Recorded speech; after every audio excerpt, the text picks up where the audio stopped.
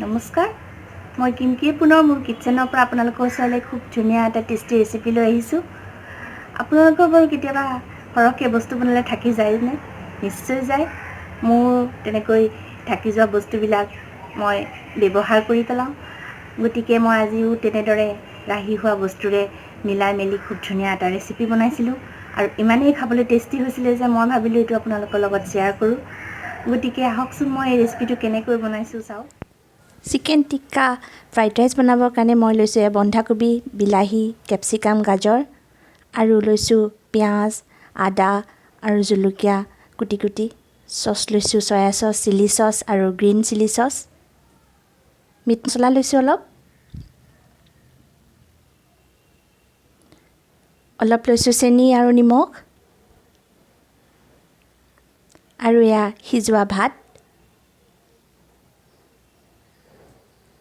আৰু চিকেন টিক্কা লৈছোঁ কেইপিচমান। এইখিনি মই সৰু সৰুকৈ কুটি ল'ম। এয়া মই এনেদৰে সৰু সৰু পিচ কৰি ল'ম। এতিয়া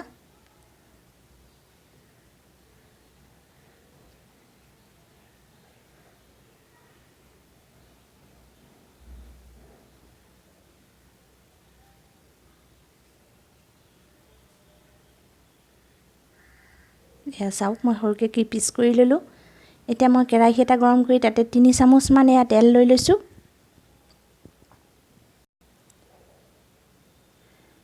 আৰু তেলখিনি গৰম হওঁতে মই এতিয়া আদাখিনি ইয়াতে দি অকণ ভাজিম।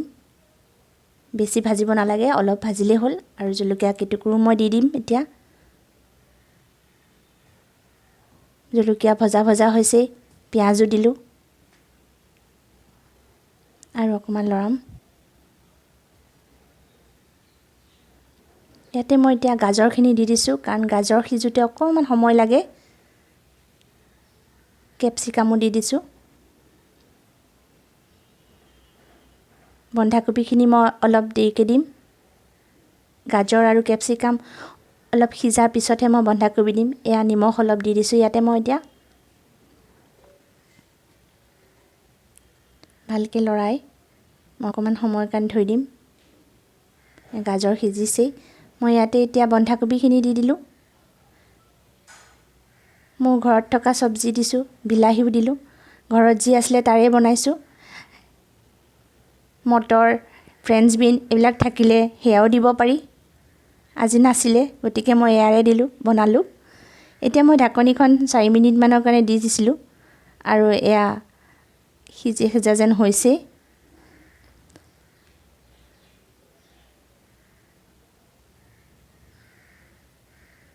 বেছি সিজিব নালাগে, অকণমান সিজিলেই হ'ল।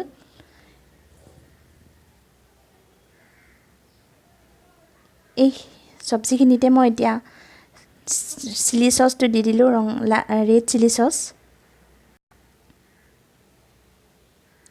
আৰু এয়া গ্ৰীণ চিলি চচখিনিও দি দিছোঁ।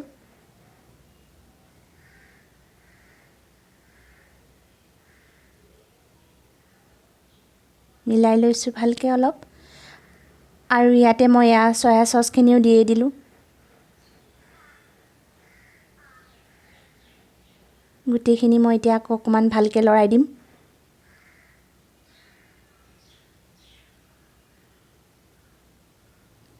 আৰু ইয়াতে মই এতিয়া কুটি লোৱা চিকেন টিক্কাখিনিও দি দিছোঁ আৰু গোটেই চব্জিখিনিৰ লগত ভালকৈ মিহলাই মই অলপ লৰাই লৈছোঁ। ইয়াতে মই মিট মছলাখিনি দি দিলোঁ।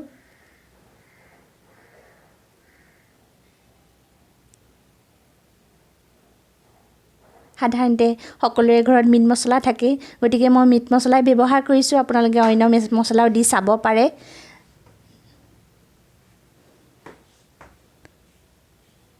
আৰু এয়া মই ভাতখিনি ইয়াতে দি দিলোঁ, মানে সিজাই থোৱা চাউলখিনি।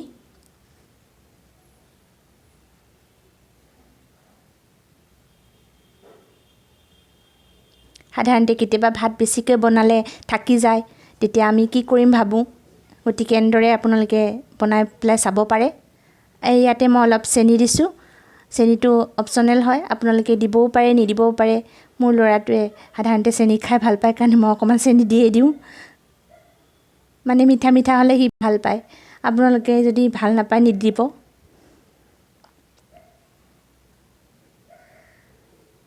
এতিয়া গোটেইখিনি মই অলপ ভালকৈ এনেদৰে মিলাই লৈছোঁ।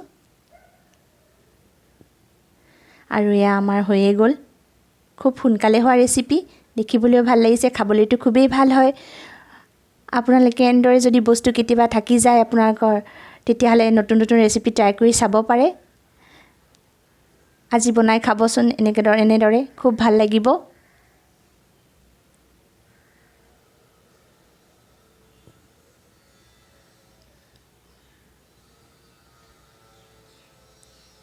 আশা কৰিছোঁ মোৰ ৰেচিপিটো চাই আপোনালোকে ভাল পালে।